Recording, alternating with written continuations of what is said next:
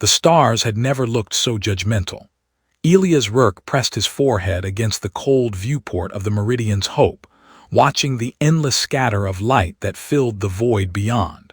Somewhere out there, hidden among those ancient fires, was the Velari homeworld. His destination, his fate. He exhaled slowly, and the glass fogged with his breath, momentarily obscuring the universe that seemed determined to ruin his perfectly ordinary life. Behind him, the soft hum of the ship's atmospheric processors filled the silence. The diplomatic vessel was a marvel of human engineering, capable of folding space itself to cross distances that would have taken his grandparents' generations to traverse. Yet all that technology could not fold away the knot of anxiety sitting heavy in his stomach. He had been a linguistics professor. A good one, he liked to think, though his students might have disagreed during final examinations. His days had consisted of dusty archives, forgotten languages, and the occasional departmental meeting where he pretended to care about budget allocations. Then, 17 months ago, everything changed. A Velari distress signal had reached the outer colonies, encoded in a dialect so archaic that none of the military translators could decipher it. Someone remembered the eccentric professor who had published a paper on theoretical xenolinguistic patterns, and suddenly, Elias found himself dragged from his comfortable obscurity into the blinding spotlight of interstellar diplomacy. The translation had been simple, really. A plea for help, a ship dying in the cold between stars. He had solved it in 3 hours, saved 400 Velari lives, and accidentally made himself indispensable to a peace process he barely understood. Now he was going to marry a queen. The absurdity of it struck him fresh every few hours, like a recurring illness he could not shake. Elias Rourke, who had once forgotten his own birthday until his sister sent an annoyed message, was expected to stand before 2 civilizations and bind himself to an alien monarch in a ceremony older than human spaceflight. His translation device chirped from his pocket, and he pulled it out with a sigh. The small rectangular unit had become his constant companion, whispering Velari words into his ear and occasionally correcting his pronunciation with what he was certain was mechanical smugness. "Practice session reminder," the device announced in its neutral tone. "The Queen's formal title is Aelyth Virexa, Keeper of the Twin Moons, Voice of the Resonance, Shield of the Western Reaches." "I know her title," Elias muttered. "Your previous 3 attempts at pronunciation suggest otherwise." He glared at the device. "I liked you better when you just translated things." Functionality upgrade was mandatory for diplomatic personnel. "Shall I repeat the correct phonetic breakdown?" "Please don't." The device fell silent, though Elias imagined it was judging him. Everything seemed to be judging him lately. The admirals who had selected him for this mission. The politicians who had smiled too widely while explaining the importance of his sacrifice.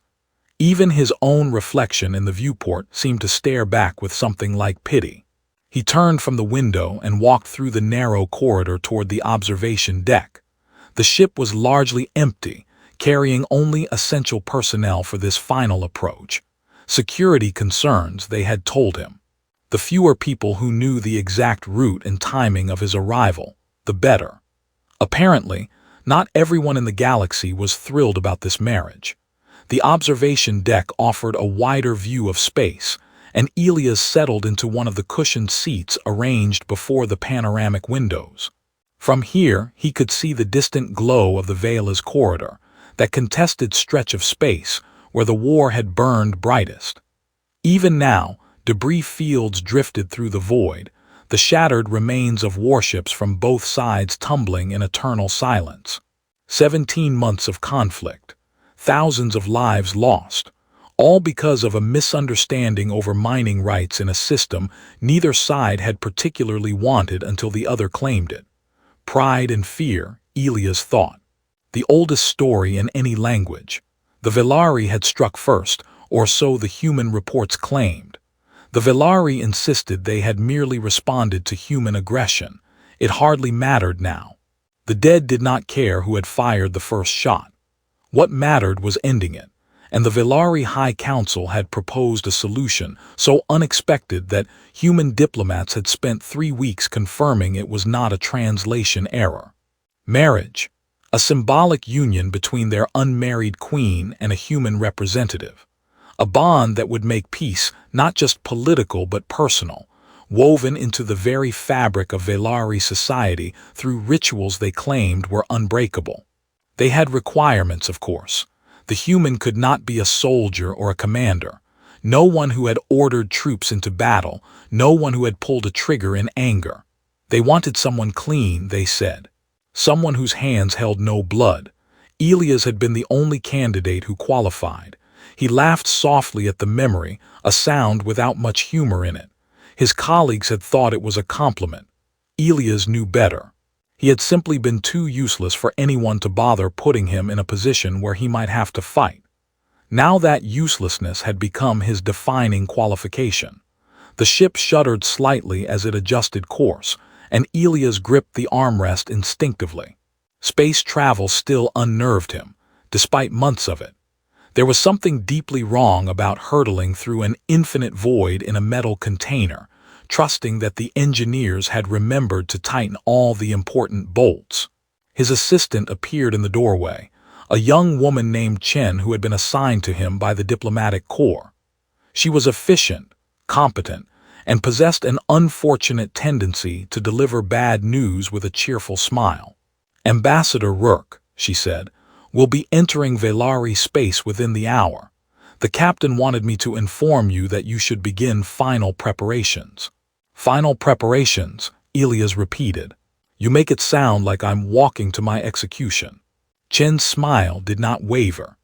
"The ceremonial garments have been laid out in your quarters.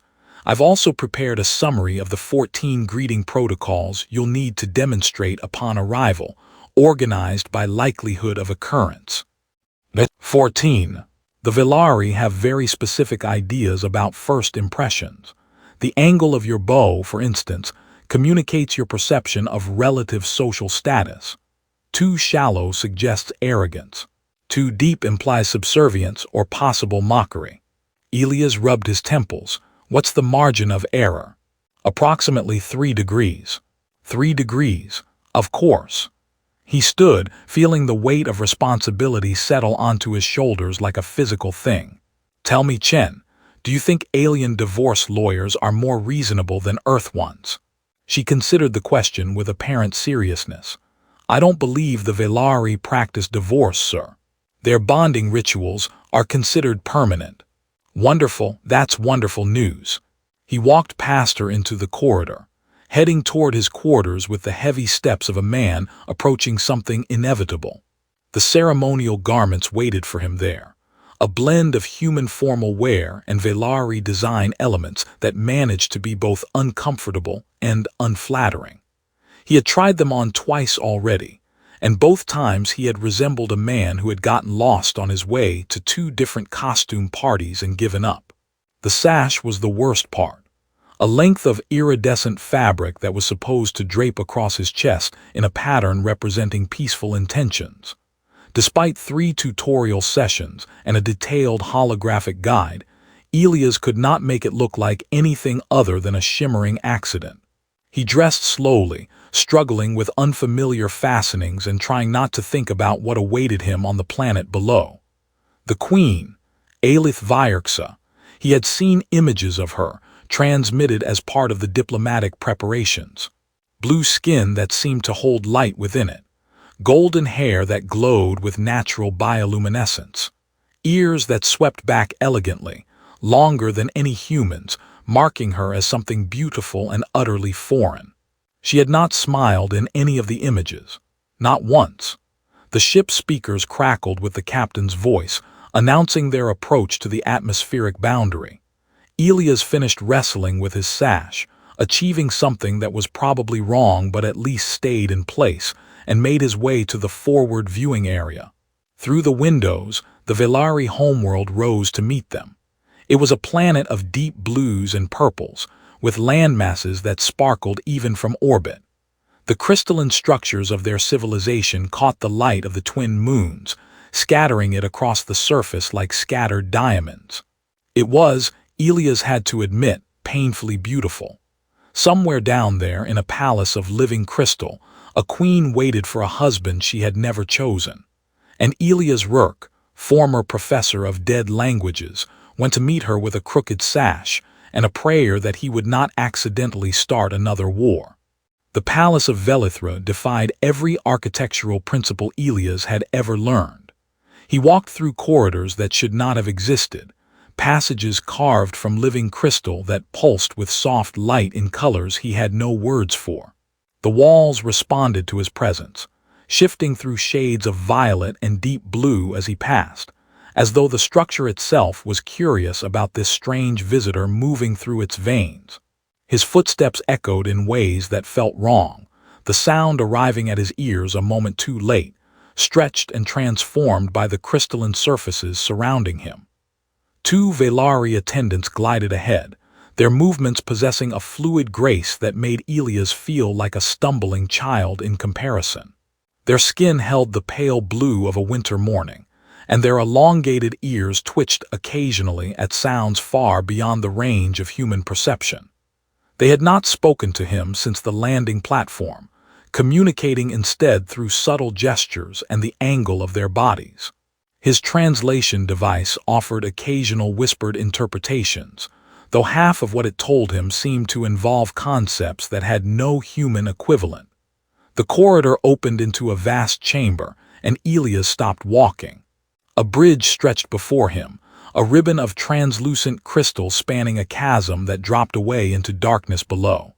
There were no supports, no cables, nothing that explained how the structure remained suspended in the empty air. Yet the attendants crossed it without hesitation, and Elias had no choice but to follow, placing each foot carefully on material that looked like it should shatter beneath his weight. It held. Of course it held. The Velari had built civilizations that spanned star systems.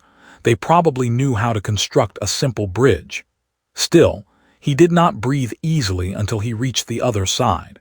The palace continued beyond, a maze of impossible geometries and organic shapes that seemed grown rather than built.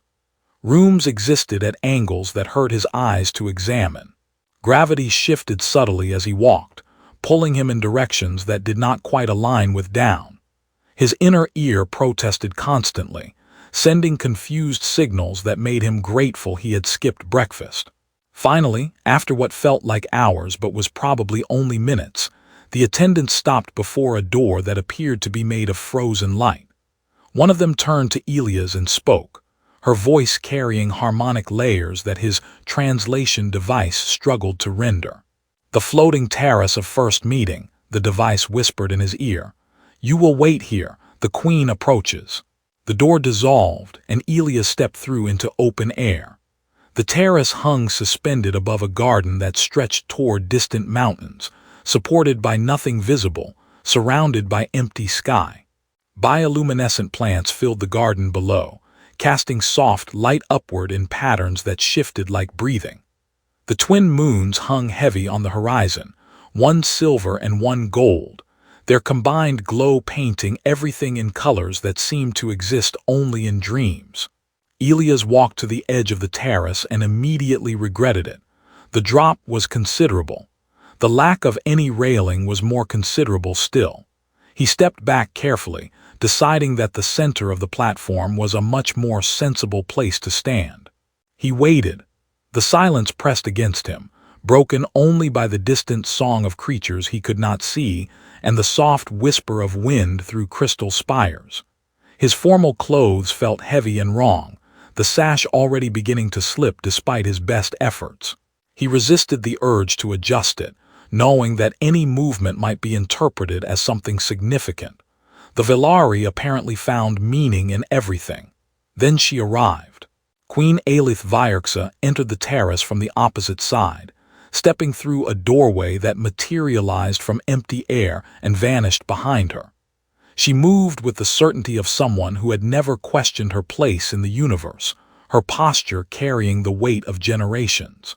Her gown flowed around her like liquid metal, catching the moonlight and holding it close. The images had not prepared him. Her skin held depths that photographs could not capture, blue that shifted toward purple in the shadows and seemed to glow faintly from within.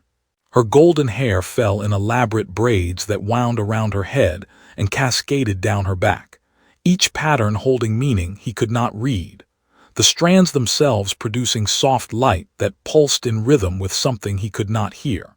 Her ears swept back from her face in elegant curves, longer than his hand, adorned with delicate chains of crystal that chimed softly when she moved.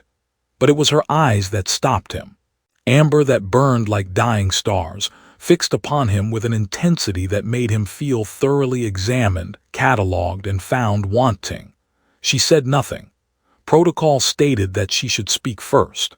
The translation device had drilled this into him repeatedly. The host offers greeting, the guest responds, and only then could actual conversation begin. Yet the queen remained silent, watching him across the terrace as the moons continued their slow arc across the sky. Seconds stretched into minutes. The wind whispered secrets he could not understand. Still, she did not speak. Elias felt sweat beginning to form along his spine. Was this a test? Had he already failed some ritual he did not know about? Was his sash tied so badly that she could not bring herself to acknowledge him? The silence grew teeth. Finally, desperate for something to break the tension, Elias heard himself speak. "I hope my presence isn't as disappointing as my attempts to learn Veilari table manners. There was an incident with ceremonial soup that I would rather not revisit, though I'm told the stain eventually came out of the ambassador's robes." The words hung in the air, and Elias immediately wished he could reach out and stuff them back into his mouth. Of all the things he could have said, of all the careful phrases he had rehearsed during the long journey, he had chosen to lead with soup. Something shifted in the queen's expression. It was not a smile. It was nowhere close to a smile, but something in the rigid perfection of her composure flickered, a momentary crack in the mask of royal stillness. Her ears tilted forward by the smallest degree, a movement his translation device identified as curiosity or possibly disbelief.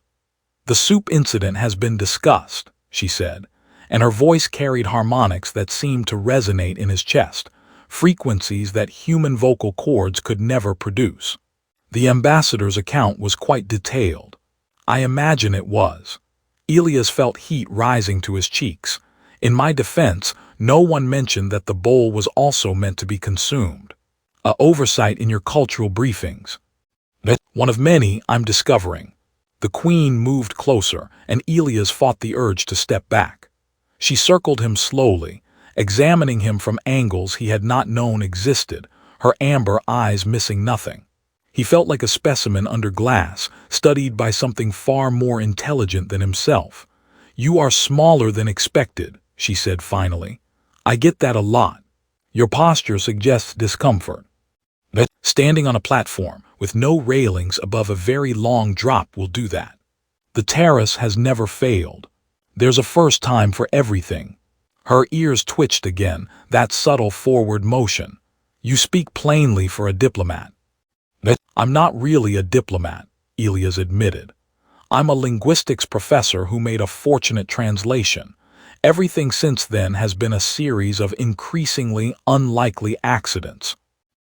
The queen stopped her circling and stood before him, close enough now that he could see the faint patterns traced across her skin, spirals and lines that might have been decoration, or might have been something more fundamental. Her presence was overwhelming, beauty and power wrapped together in a package that made his simple human form feel entirely inadequate. "You are aware of what this union requires?" she asked. "I've been briefed. Briefings are insufficient. The bonding ritual will connect us in ways your species has no framework to understand. You will carry part of me within your consciousness. I will carry part of you. This cannot be undone." Elias swallowed. "Yes, they mentioned that. And still you came. The alternative was more war, more death on both sides." He met her amber eyes, finding courage he did not know he possessed. "I've seen the debris fields in the corridor. Thousands of lives turned to wreckage, spinning in the dark forever. If standing on a terrifying floating platform and making awkward conversation can prevent more of that, then yes, I came. The queen was silent for a long moment. When she spoke again, something in her voice had changed, though Elias could not identify what. "Welcome to Velithra, Elias Rourke. Welcome to your future and to mine. May the moons witness what we build together." She turned and walked toward the far edge of the terrace, and Elias watched her go, wondering what he had just agreed to and whether he would survive long enough to regret it. The cleansing of intent involved standing beneath a waterfall that could apparently read minds. Elias had faced many uncomfortable situations in his life: academic review boards, failed grant applications, the time he accidentally called the university chancellor by his predecessor's name for an entire semester. But nothing had prepared him for the experience of cold water infused with memory-reading minerals cascading over his head, while Velari priests observed his neural patterns on crystalline displays. The cavern housing this particular ritual stretched deep into the mountains behind the palace, its walls covered in formations that had been growing for millennia. The waterfall itself fell from an opening far above, catching light from bioluminescent organisms embedded in the rock and scattering it into rainbow fragments. Under different circumstances, Elias might have found it beautiful. Currently, he found it freezing. "The minerals are detecting resistance," one of the priests announced, consulting a floating display that showed what Elias assumed was a representation of his brain activity. "There are layers of suppressed anxiety. I'm standing naked under a waterfall while strangers examine my thoughts," Elias said through chattering teeth. "Some anxiety seems reasonable." The priest tilted his head, his long ears angling backward in what the translation device identified as mild confusion. "The ritual requires complete openness. Your mind must be clear of deception." "I'm not being deceptive. I'm being cold. Perhaps if you relaxed." "I am relaxed. This is my relaxed face." A second priest approached, carrying a bowl of something that steamed gently. "Drink this. It will help settle your neural patterns." Elias accepted the bowl with numb fingers and examined its contents. The liquid inside was purple and smelled faintly of flowers mixed with something that might have been engine coolant. He considered asking what was in it, then decided ignorance was probably preferable. He drank. The effect was immediate and deeply strange. Warmth spread through his body, pushing back the cold, and his thoughts seemed to slow and separate, becoming distinct objects he could examine individually. The anxiety was still there, but it felt distant now, like watching a storm from behind thick glass. "Better," the first priest said, studying his display. "The patterns are stabilizing. We can see his intentions more clearly now." "And what do you see?" Elias asked, genuinely curious despite himself. "Fear, uncertainty, a strong desire to not disappoint, no malice, no hidden agendas." The priest looked up from his display with something that might have been approval. "You are remarkably uncomplicated for a diplomat." "I keep telling people I'm not actually a diplomat."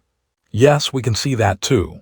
The ritual continued for another hour, the waterfall gradually warming as his mental state achieved whatever parameters the Velari considered acceptable. By the end, Elias felt scrubbed clean in ways that went far beyond his skin. Parts of his mind that he had kept carefully locked away had been examined and catalogued. Memories he preferred not to revisit brought briefly to the surface before being allowed to sink back down. It was, he decided, the most invasive bath he had ever taken. They gave him robes afterward, soft fabric that adjusted its temperature to his body, and led him through passages carved from living rock to a garden where Queen Aelyth waited. She stood beside a pool of perfectly still water, her reflection gazing up at her with the same unreadable expression she wore above. "You survived the cleansing," she said as he approached. Was survival in question? "The minerals can be overwhelming for those with much to hide.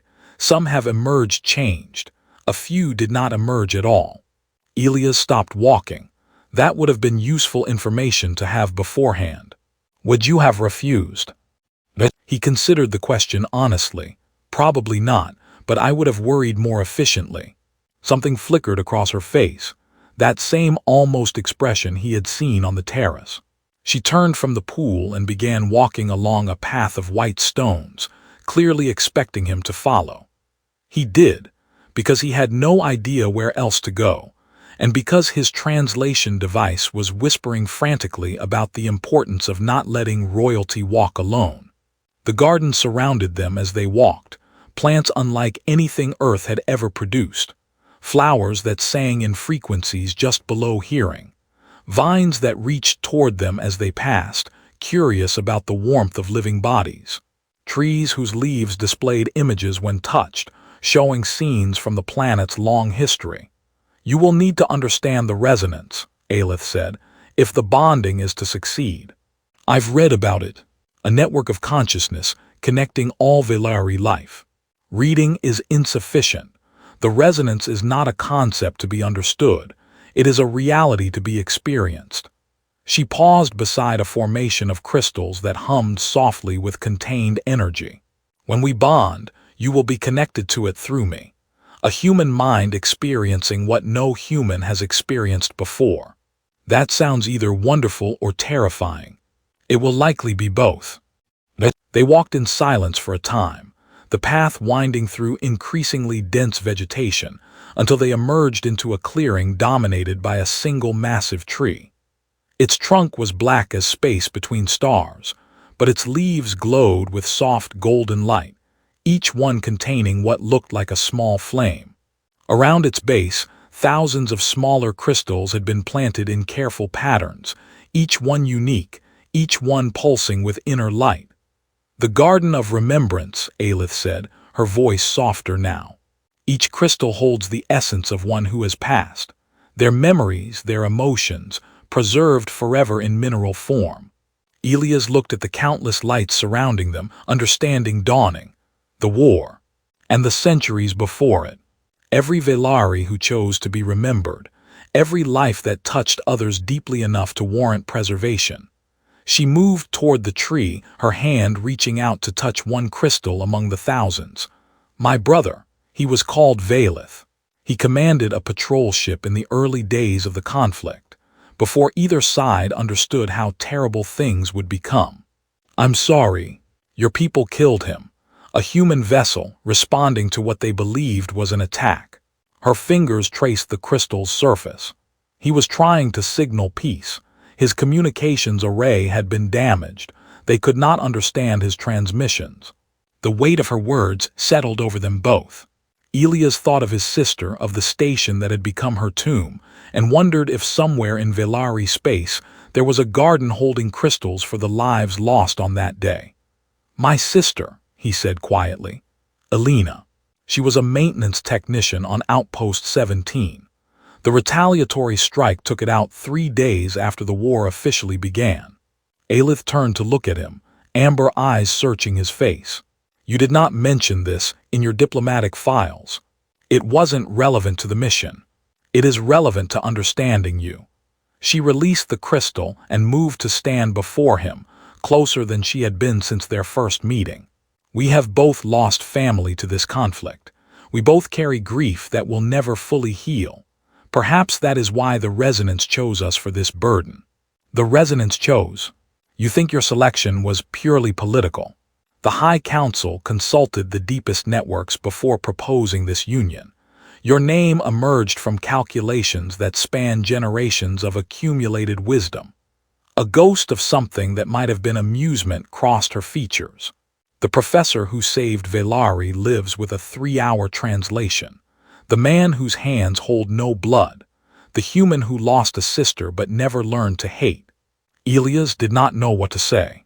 He had assumed his involvement was a matter of convenience, a warm body that met the necessary requirements. The idea that something vast and ancient had somehow selected him specifically was not comforting. What if the resonance was wrong? He asked. It has never been wrong. Everything is wrong eventually. Aelyth studied him for a long moment, the glow of the memorial crystals painting shifting lights across her blue skin. Then she did something unexpected. She laughed. It was a small sound, quickly controlled, but genuine in a way nothing else about her had been. "You are very strange, Elias Rourke. I prefer unconventional." "Strange," she repeated firmly. "But perhaps that is what this moment requires. Conventional thinking brought us to war. Perhaps unconventional thinking will bring us out." A chime sounded somewhere in the distance, and Aelyth's expression shifted back to royal composure. "The evening ceremonies require my attendance. You will be escorted back to your chambers." She began to walk away, then paused and spoke without turning. "Tomorrow we visit the Temple of Eternal Resonance. The bonding preparations will begin in earnest. I suggest you rest. The coming days will test you in ways the cleansing only hinted at." Elias watched her disappear into the glowing forest, her golden hair the last thing visible before the leaves closed behind her. He stood alone among thousands of crystalline memories, feeling very small and very human in a garden that held the weight of ages. He hoped unconventional would be enough. The morning of his wedding arrived with twin moons still visible in a lavender sky. Elias stood before a mirror in his chambers, wearing ceremonial robes that someone had clearly designed without human proportions in mind. The fabric embedded with responsive fibers shifted colors based on his emotional state, which he considered deeply unfair given that his emotions currently resembled a kaleidoscope in an earthquake. Patches of anxious yellow warred with uncertain gray, while occasional flashes of something that might have been hopeful green flickered near his heart. "The robes are revealing," Chen observed from the doorway. "The robes are traitors," Elias corrected, watching a bloom of nervous orange spread across his chest. "Is there any way to turn them off?" I asked. Apparently the emotional display is considered a feature, not a flaw. The Villari value transparency. The Villari have clearly never experienced stage fright. He turned from the mirror and took a deep breath. Through the window, the palace grounds spread below, already filling with dignitaries from both civilizations.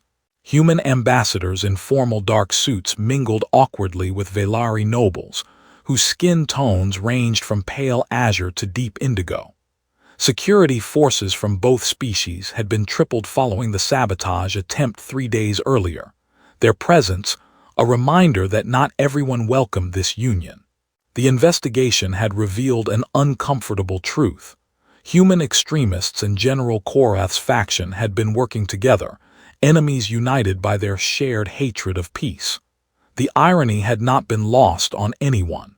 Two groups that despised each other had cooperated more effectively than the official diplomatic teams. "Chen," Elias said quietly, "if this goes wrong today, I want you to know that working with you has been genuinely pleasant." "It won't go wrong, Ambassador. You've seen my track record with formal events. I've also seen your track record with impossible situations." She smiled, something she rarely did. "You tend to stumble through them successfully. I see no reason today should be different." A Villari attendant appeared at the door, her pale blue skin almost white in the morning light. She spoke, and his translation device whispered the summons he had been dreading and anticipating in equal measure. The ceremony would begin soon. His presence was required. The walk to the Temple of Eternal Resonance felt both endless and far too short. The temple had been growing for thousands of years, crystal formations reaching toward the sky in shapes that focused and amplified emotional energy. Elias felt it the moment he entered, a pressure against his mind that was not quite sound and not quite touch, but something entirely other. The resonance was stronger here, concentrated by generations of careful cultivation. Dignitaries filled the observation galleries, human and Villari alike watching from behind crystalline barriers. Elias spotted faces he recognized from both civilizations, admirals and politicians and cultural figures whose presence lent weight to the proceedings. Somewhere among them, he knew, were those who hoped he would fail, who hoped something would go wrong and prove that peace between their species was impossible. He would not give them that satisfaction. Queen Aelyth entered from the opposite end of the temple, and the crystals themselves seemed to sing at her presence. She wore white, a gown that flowed like starlight given form, and her golden hair had been arranged in the most elaborate pattern he had seen yet. The braids told stories, his translation device whispered, histories and hopes and promises woven into living light. She was beautiful, she was terrifying, she was about to become his wife. They met in the center of the temple, beneath a formation of crystals that had been growing since before humanity discovered fire. The priests surrounded them in a careful pattern, their robes shifting through colors that represented different aspects of the resonance. One stepped forward, her voice carrying harmonics that made the very air vibrate. The ritual began. Elias did not understand most of what followed. Words in the oldest Velari dialect, movements that held meaning beyond his comprehension, responses he had memorized without truly grasping their significance. But when the mind-linking began, understanding became unnecessary. The technology that facilitated the sharing was ancient beyond measure, crystal interfaces that connected consciousness across the void between individual minds. Elias felt Aelyth's thoughts brush against his own, gentle at first, then deeper, and suddenly he was not only himself. He saw her coronation. A young woman, barely past childhood by Velari standards, standing before her people while the weight of a civilization settled onto her shoulders. Her mother had died suddenly, and there had been no time to prepare, no gradual transition of power. One day she was a princess learning the arts of diplomacy. The next she was a queen expected to guide billions. He felt her loneliness, the isolation of leadership, the countless decisions that had no right answers, only varying degrees of wrong. He understood, finally, why her expression rarely changed. She had learned to keep herself hidden because vulnerability in a queen could become weakness, and weakness could become disaster. Then she was inside his memories, and he could not hide either. She saw his childhood on the dusty colony world, the boy who had found wonder in alien languages while other children played. She felt his joy at discovering patterns in xenolinguistic structures, the pure excitement of understanding something no human had understood before. She witnessed his grief when Alina died, the guilt he carried for not being there, for not somehow preventing a tragedy that had been utterly beyond his control. She saw that he was afraid of failing this mission, afraid of failing her, afraid of a galaxy that suddenly expected him to be more than a professor who had gotten lucky once. But she also saw that he was here anyway, that he had chosen duty over comfort, hope over safety, the chance of peace over the certainty of his small, quiet life. The sharing ended, and Elias gasped as his consciousness contracted back to its normal boundaries. Aelyth stood before him, amber eyes wide, and he knew she had felt everything he had felt. They were not strangers anymore. They could never be strangers again. The priest spoke the final words of the ceremony. Then the doors exploded inward. General Korath strode into the temple at the head of armed warriors, his indigo skin flushed dark with fury. Human extremists flanked him, faces covered, weapons raised.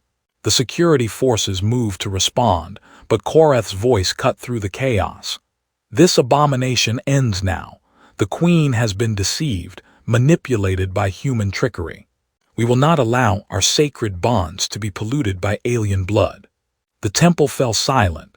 Dignitaries pressed back against the walls. Security forces held their weapons ready but did not fire, afraid of hitting the queen, the human ambassador, or the irreplaceable crystals surrounding them. Aelyth stepped forward, and her voice carried harmonics that made the crystals ring. You dare interrupt a sacred ritual. You dare threaten violence in the temple of eternal resonance. I dare what I must to protect our people. You protect nothing. You preserve only your hatred, your fear, your inability to imagine a future different from the past. She stood straight and tall, every inch a queen, power radiating from her in waves that Elias could feel through their new connection. Stand down, General. This is your only warning. Korath raised his weapon. You have been compromised, Majesty. The human has infected your judgment. When you are freed from this manipulation, you will thank me." He aimed at Elias. And Elias, who had never been a soldier, who had never fired a weapon, who had been chosen specifically because his hands held no blood, stepped between Queen and Aelyth. "If you're going to shoot someone," he said, his voice steadier than he felt, "shoot me. But understand what happens next. The war resumes. More of your people die. More of mine die. The debris fields grow. And nothing changes, except the number of crystals in the Garden of Remembrance." Queen's weapon did not waver. "You think I fear death, human? No, I think you fear peace. I think you've defined yourself by this conflict for so long that you can't imagine who you'd be without it." Elias met the general's eyes. "I understand. It's easier to hate than to hope. Hatred is certain. Hope might fail." For a long moment, nothing moved. Then Queen's own soldiers lowered their weapons. One by one, they stepped back, refusing to fire upon their queen during a sacred ritual, refusing to be the ones who shattered everything their ancestors had built. Queen stood alone, surrounded by those who would not follow him. The security forces moved in. The general was taken away, his human allies with him, and the temple fell silent once more. Aelyth turned to Elias, and something in her expression had changed. The mask was gone. What remained was raw and real and more beautiful than any ceremonial perfection. "You stepped in front of a weapon for me," she said. "I stepped in front of a weapon for both of us, for everyone watching, for every child who might grow up without learning to hate." The priest cleared his throat. The ceremony was interrupted but not invalidated. "If you wish to complete the bonding." Aelyth looked at Elias. Elias looked at Aelyth. "Yes," they said together. The final words were spoken. The twin moons aligned through the temple's crystal ceiling. And Elias felt something ancient and strange settle into his consciousness. A connection that transcended language, species, and everything he had once believed possible. Later, on the floating balcony where he had first seen her, Aelyth stood beside him, watching the celebration spread across the palace grounds below. "I had prepared myself to endure this marriage," she said quietly. "I had not prepared myself to possibly welcome it." Elias smiled. "I came expecting to sacrifice my future for peace. I'm beginning to wonder if I might have accidentally found one worth having." She looked at him, amber eyes holding depths he was only beginning to understand. "We have much work ahead. 2 civilizations to unite, generations of mistrust to overcome. It will not be easy. Nothing worthwhile ever is." Below them, human and Velari celebrated together for the first time in living memory. Above them, the twin moons cast their light across a galaxy that had been holding its breath. And between them, something new and fragile and precious began to grow. It was not the ending Elias had expected when he first saw those judgmental stars from the Meridian's hope. It was better.